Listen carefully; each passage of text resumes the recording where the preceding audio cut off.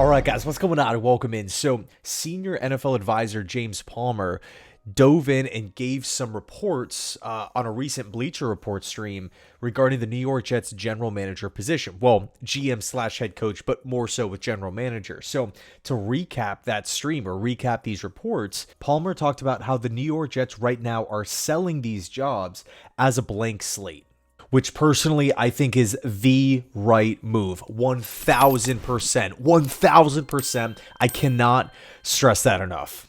Because what's the alternative? To sell a team with a losing culture, a me first mentality, a team that frankly is just the laughingstock of football. If you're Woody Johnson, if you're Chris Johnson, if you are Rick Spielman and Mike Tannenbaum, and you're forcing players upon your new, these general manager candidates, that is just that's just completely disgraceful, right? It would be different if we had Josh Allen or Lamar Jackson or a Joe Burrow, Justin Herbert, right? Different situation, clearly. But if the Jets are, trying to shape this thing and sell this thing as a blank slate, essentially saying you have the power to, mold this team how you want, of course, that's going to be more alluring to a candidate. Think about, you could probably make this argument in a lot of different areas of work, right? If you have a job interview and they come to you and say, hey, you have full reins here. You have the power to do what you want and to, accomplish these tasks the way you want to do them. Of course, that's going to be pretty attractive, right? So I love to hear that. Palmer goes on to say that the Jets could very well hire a head coach first, but they could also hire a GM first. Both options are on the table, and whatever direction that the Jets go down, GM or head coach, they will then build out everything around that specific candidate. So, my personal take is I would like the Jets to hire a general manager first. I'm not saying I'm correct or that's the right way to do things. I'm just simply saying that's my opinion. And the reason why I feel that way is because of the typical power structure that you see within an organization where ownership is constantly talking to and meeting with the general manager. That GM has control over, obviously personnel decisions in free agency, in the draft, in regards to trades, waiver order pickups, when someone gets cut, can you scoop them up? I want the general manager to have the power to craft his roster. And then, of course, work hand in hand with the head coach. Think Brad Holmes and Dan Campbell, Bean and McDermott in Buffalo.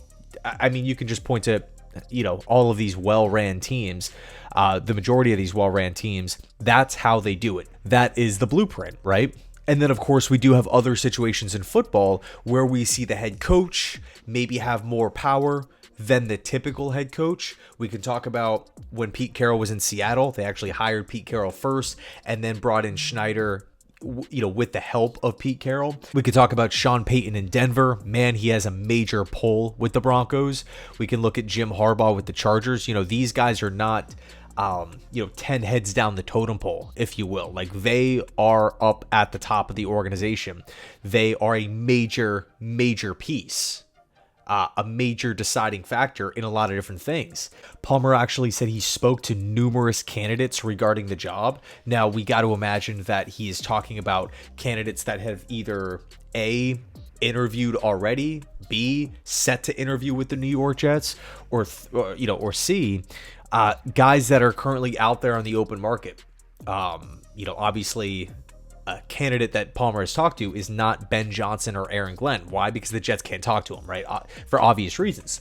So, after speaking to these candidates, Palmer reported that the allure with the New York Jets job is the ability to turn around a franchise that has been a complete joke for however many years, right? Winning seasons just aren't happening.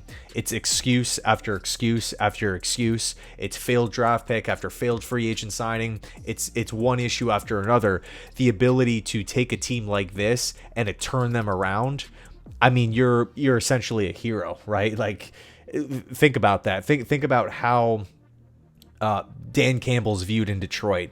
My entire life, Detroit has just been churning through different head coaches, churning through, different free agents and different draft picks, and it's just losing season after losing season. And now all of a sudden, after this regime has came in, and of course it's not all because of Dan Campbell or all because of Brad Holmes, they've compiled a lot of different names and a lot of different veteran former players on both the front office side and of course the coaching side. It's a collective effort here, but think about how much these guys are valued amongst the Detroit Lions fan base. I mean, these guys are worshipped, right? Again, same deal with Sean McDermott and Brandon Beane. The ability to just turn these organizations that are struggling, that are losing, that don't have a culture into the literally some of the best ran teams in football is awesome. It's flat out awesome. So again, when we're taking a look at the New York Jets, the blank slate that Woody Johnson and co are selling, understanding that the Jets might dish out a little bit more power to the GM or to the head coach, looking at what you can do, how you would be viewed from ownership, from the fan base, from like a media perspective, if you can turn this thing around and build a winner. And this is something that we've been saying for months, right, on the channel, right? A lot of you guys have been bringing it up.